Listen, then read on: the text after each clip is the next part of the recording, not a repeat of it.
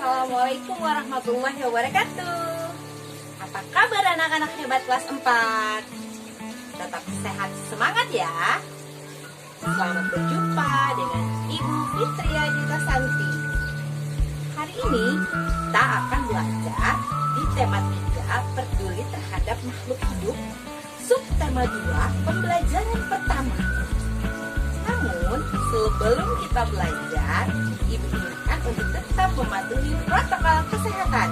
Jangan lupa untuk selalu memakai masker, mencuci tangan, menjaga jarak, menjauhi kerumunan, dan mengurangi mobilitas.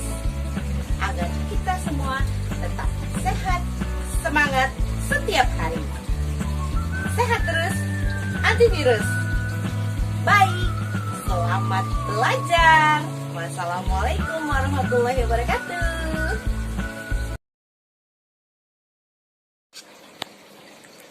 Halo anak-anak keren, anak-anak hebat kelas 4. Pasti anak-anak sudah kangen sama sekolah, bukan? Iya, ayo kita jaga kesehatan biar kita bisa ketemu lagi di sekolah. Nah, anak-anak hebat, sebelum kita belajar jangan lupa kita berdoa ya. Lalu hadir di kegiatan pembelajaran. Dan biar tambah semangat, kita tepuk keren dulu sama-sama. Tepuk keren. Aku keren, kamu keren, kita keren, semua keren. Keren. Baik anak-anak keren, anak-anak hebat kelas 4. Hari ini kita akan belajar di tema 3, peduli terhadap makhluk hidup, subtema 2 pembelajaran pertama, yaitu keberagaman makhluk hidup di lingkunganku. Nah, anak-anak hebat, tujuan pembelajaran kita kali ini adalah sebagai berikut. Nah, anak-anak hebat kelas 4, anak-anak keren kelas 4, mari kita coba amati gambar berikut. Tahukah kamu, selain tumbuhan, hewan juga merupakan sumber daya alam yang perlu terus dijaga keseimbangan dan kelestariannya. Jika tidak, maka hewan-hewan tersebut akan menjadi langka dan punah, seperti yang terjadi pada burung cendrawasih. Ayo kita cari tahu lebih lanjut yuk.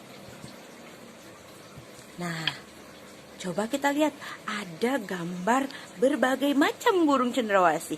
Ada cendrawasih biru, cendrawasih kuning, cendrawasih gagak, dan cendrawasih panji. Nah, tahukah kamu bagaimana cara menjaga kelestarian cendrawasih ya? Di antaranya dengan penangkaran di lokasi perlindungan, tidak memburu dan tidak merusak populasi dari cendrawasih. Nah, berdasarkan gambar tersebut, ayo kita buat sedikitnya 4 pertanyaan tentang burung cendrawasih di atas. Berikan pertanyaan tersebut kepada temanmu, lalu kita jawab sama-sama, diskusikan jawabanmu. Nah, berikut adalah contoh dari pertanyaan yang bisa dibuat. Misalnya, apa makanan burung cendrawasih? Dari mana asal burung cendrawasih? Mengapa burung cendrawasih disebut hewan langka? Bagaimana cara melestarikan burung cendrawasih? Nah, untuk membantu anak-anak menjawab pertanyaan, yuk kita simak dulu bacaan berikut ini. Burung cendrawasih disebut juga sebagai burung surga. Burung yang menjadi maskot Papua ini memiliki warna bulu yang indah. Bahkan kabarnya karena keindahannya itu, burung ini juga jarang turun ke tanah, lebih sering terbang dan hinggap di dahan pohon. Warna bulu cendrawasih yang mencolok biasanya merupakan kombinasi beberapa warna seperti hitam, coklat, orange, kuning, putih, biru, merah, hijau, dan ungu.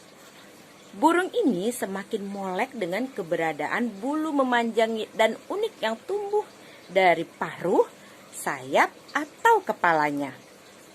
Warna yang bermacam-macam menjadi salah satu penanda untuk mengelompokkan jenis mereka.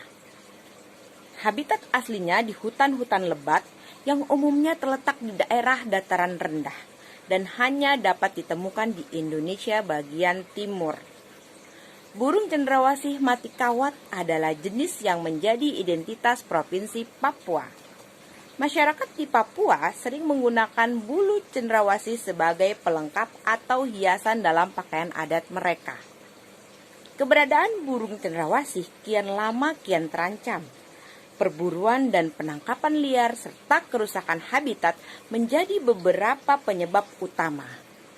Bulu cendrawasih juga diperdagangkan, digunakan sebagai penghias topi wanita di Eropa.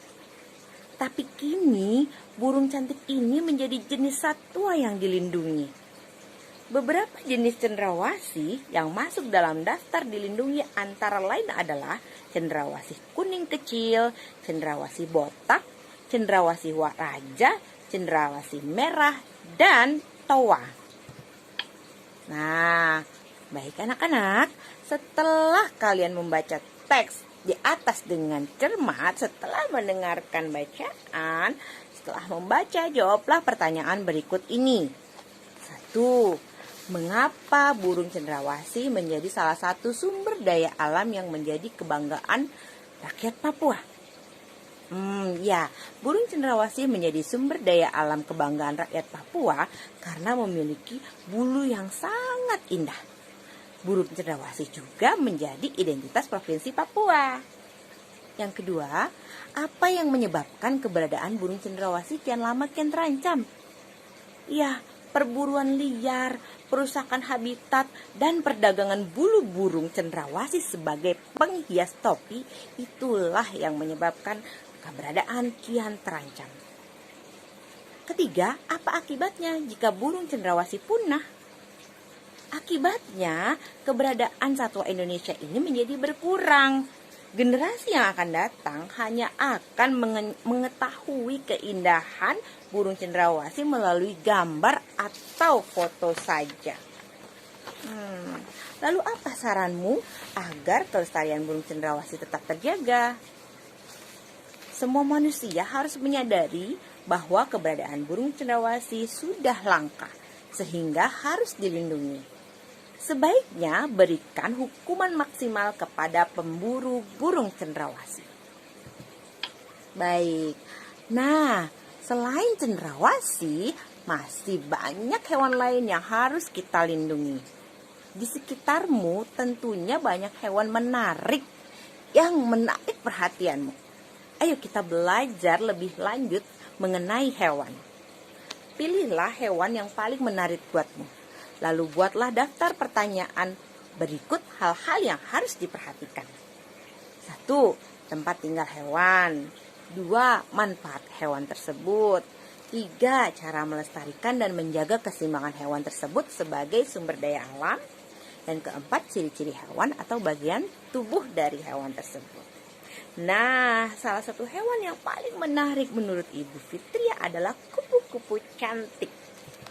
Nah, salah satu daftar pertanyaan yang bisa dibuat oleh anak-anak contohnya, di manakah habitat dari hewan kupu-kupu? Nah, anak-anak hebat, anak-anak keren kelas 4, apakah anak-anak pernah melihat kupu-kupu? Pasti yang sudah melihat suka dengan keindahan kupu-kupu. Kupu-kupu termasuk dalam kelompok serangga. Kupu-kupu biasanya memiliki warna indah cemerlang. Kupu-kupu tidak berbahaya bagi manusia. Daur hidup kupu-kupu bermula dari telur yang melekat di daun, kemudian matang dan menetas. Setelah 5-10 hari dan menjadi larva atau ulat.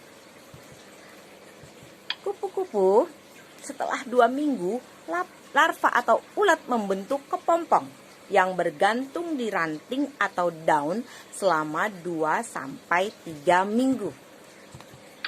Nah, setelah beberapa waktu, kupu-kupu dewasa keluar dari kepompong. Kupu-kupu dikenal sebagai serangga penyerbuk tanaman yang membantu bunga-bunga berkembang menjadi buah.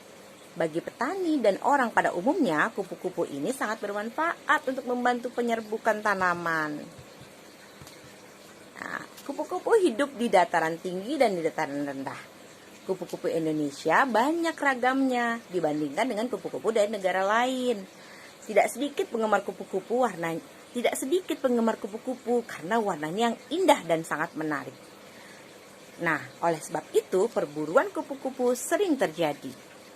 Hal ini tentunya sangat merugikan bagi kelangsungan hidup kupu-kupu maupun makhluk lainnya.